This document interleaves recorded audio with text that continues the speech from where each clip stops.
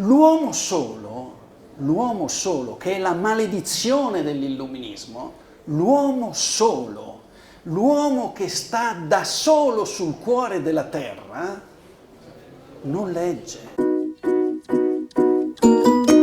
Non è neanche più trafitto da un raggio di sole, non legge perché non vive in comunità, non ha bisogno di leggere.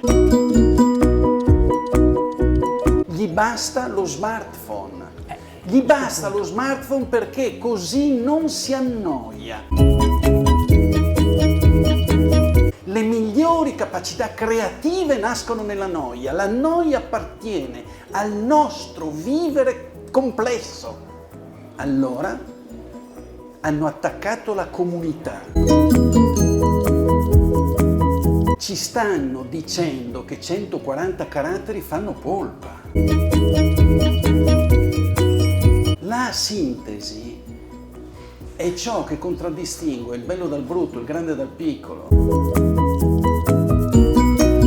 La differenza fra noi che navighiamo in internet e Ulisse, che è un altro grande navigatore, è che Ulisse nella sua testa sapeva dove stava andando e soprattutto dove voleva andare.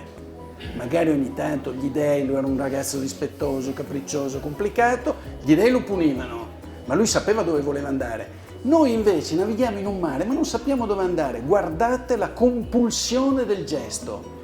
Guardate la compulsione del gesto. Arriva una cosa, si inserisce e vado a cercarla. È compulsivo, è il cagnetto, capite? È il cagnetto. Il primo blogger della storia si chiama Yahweh e in un hashtag bellissimo scrive: io sono il Signore Dio tuo. 140 caratteri ha detto tutto.